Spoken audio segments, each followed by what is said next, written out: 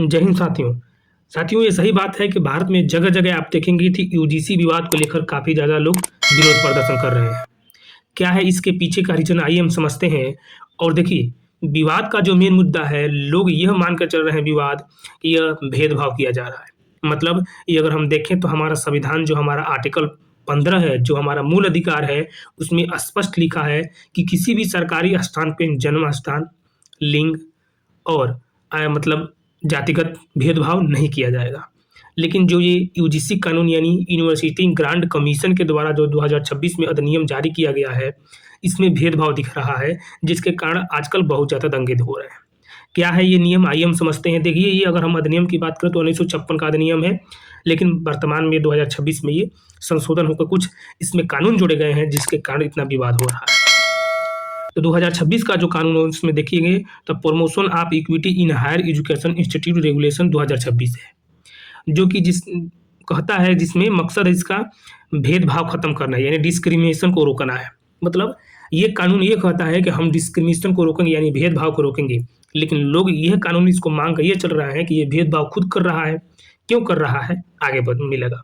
देखिए, पहला मुद्दा है जातिगत भेदभाव को रोकने का उद्देश्य, जिसमें आप देखेंगे तो नियमों में इक्विटी यानी समानता पर जोर दिया गया है, खासकर एससी, एसटी, ओबीसी और कमजोर समूह की शिकायतों को सुरक्षा करने के लिए। मतलब क्या है साथियों, कि मान लीजिए कोई यूनिवर्सिटी है, उसमें जैसे जो व्यक्ति एसटी के हैं, एससी के हैं, ओबीसी के हैं, उनके लिए एक कैंपस मतलब एक ग्रुप बनता है, एक कमेटी बनती है कि अगर कोई लड़का एसटी, एससी, ओबीसी को अगर मतलब कोई तंग करता है, कोई दिक्कत करता है, तो ये अपने मतलब समूह में एक इनके एसटी के होंगे, एक ओबीसी के होंगे और एक एससी के मतलब मेंबर होंगे। उनसे जाकर ये शिकायत करेगा कि हाँ, ये लड़का ने हमें इस रूप में प्रताड़ित किया है, तो उसको ये सजा होगी। अब यहाँ पे विवाद का एक मुद्दा मेन ये आता है कि ये जो कमेटी है, इसमें एसटी, एससी, ओबीसी के तो सदस्य हैं, लेकिन जनरल कैटेगरी कोई सदस्य नहीं है। पहला विवाद का मुद्दा ये किया जाता है। दूसरा विवाद ये है कि अगर एसटी, एसटी, ओबीसी का कोई भी छात्र जाकर ये कह देता है कि झूठों कि ये हमको मतलब प्रताड़ित कर रहे हैं, तो अगर झूठ भी है ना, अगर मान लीजिए जाँच हुआ, जाँच में ये झूठ पाया गया, तब भी उसको सज़ा मिल जा रहा है। इवन यहाँ तक उसके जो डिग्री है उसको भी रद्द किया जा रहा है। तो इसका मतलब तो बहुत बुरा है। अगर मान लीजिए कोई भी छात्र 3 साल 4 साल पढ़ता है, मेहनत करता है अपनी ग्रेजुएशन डिग्री के लिए, और मान लीजिए तीसरा साल में है या चौथा साल में लास्ट ईयर में है, और उस समय कोई लड़का जाकर उसको झूठे कंप्लेन कर दिया, तो उसका डिग्री ऐसे रद्द हो जाएगा, 4 साल ऐसे बर्बाद हो जाएगा। फिर 4 साल बर्बाद का मतलब कोई नौकरी भी नहीं। तो इसका मेन मुद्दा एक ये है। फिर आगे देखें, दूसरा है कैंपस में इक्विटी कमेटी और हेल्पलाइन, वही जो बताए हैं। अगर एससी, एससी और ओबीसी के लिए अगर यूनिवर्सिटी में कुछ भी होता है तो उनको 24/7 हेल्पलाइन शिकायत करने का केंद्र उनका अनिवार्य है, यानी वो कभी भी शिकायत कर सकते हैं और अपना निवारण पा सकते हैं। नियम में व्यापक शब्द का इस्तेमाल किया गया है। व्यापक मतलब होता है साथियों बहुत ज़्यादा, यानी डिस्क्रिमिनेशन की परिभाषा बहुत व्यापक है। अब इसमें जैसे देखेंगे, जिसकी कोई छोटी बात गंभीर मामले बन सकती है। मतलब मान लीजिए कोई जनरल कैटेगरी का लड़का है, अगर हंसी मजाक ही कर दिया, तो इतना इसका जो अधिनियम है, ये परिभाषा इसका इतना व्यापक बना है कि उसमें वो धारा जाएगा। समझ रहे हैं?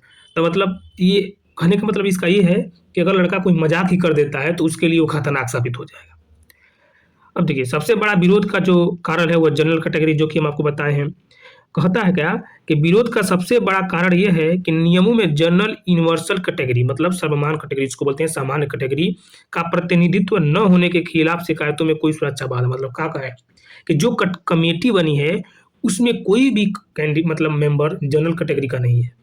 तो जनरल कैटेगरी का नहीं है तो ये माना जा रहा है कि जब वो जनरल कैटेगरी का नहीं है तो ये भेदभाव किया गया है जनरल कैटेगरी वालों के साथ, क्योंकि उनके साथ अगर जब ऐसा कोई होगा हादसा तो उनके नियम को कौन देखेगा।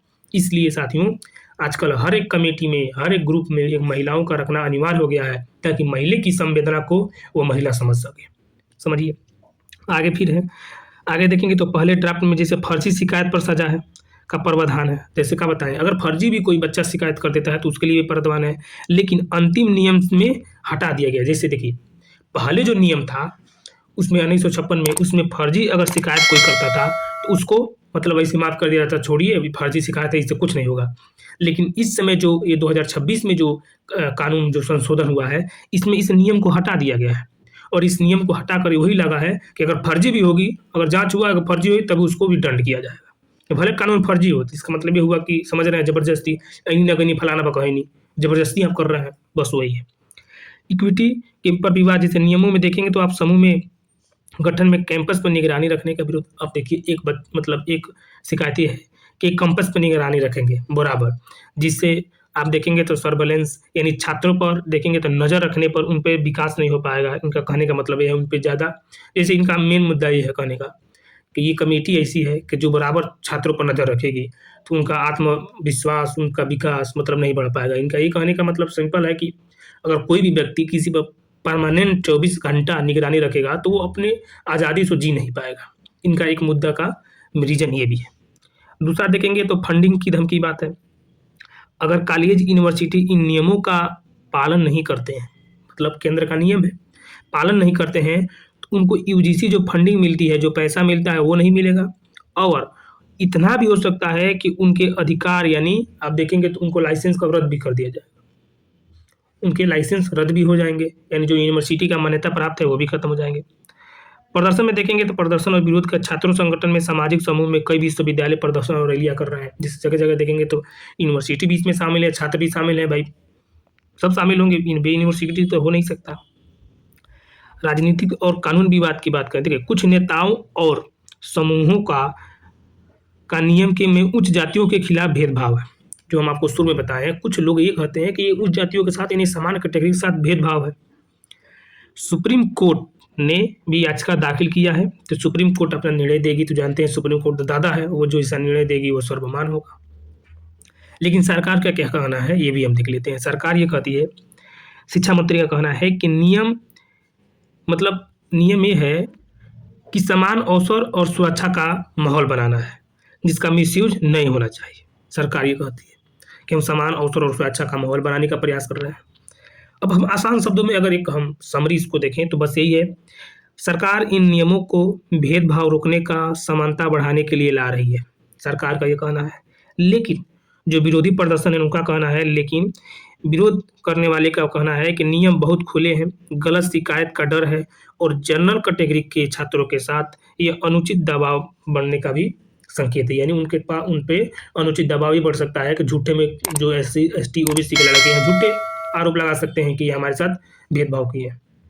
तो यही इसका एक नियम है। जैसे साथियों एक हम आपने वीडियो बनाया होगा बहुत पहले, आप देख लेंगे कि आर्टिकल 20 के नाम से, उसमें भी बताया है कि जैसे ST, ST का जो कानून होता है वो इतना खतरनाक होता है कि अगर ST, ST का कोई व्यक्ति जाकर पुलिस स्टेशन में कह दे कि मतलब साहब ये प्रधान जी हमारे गाँव के हमको रेप कर दिए हैं, तो ससुर प्रधान टेल आ जाएंगे। इतना खतरनाक कानून है ST, ST, समझिए एक उसी का रूप ये है। फिर मिलेंगे किसी अगले वीडियो में, तब तक के लिए धन्यवाद।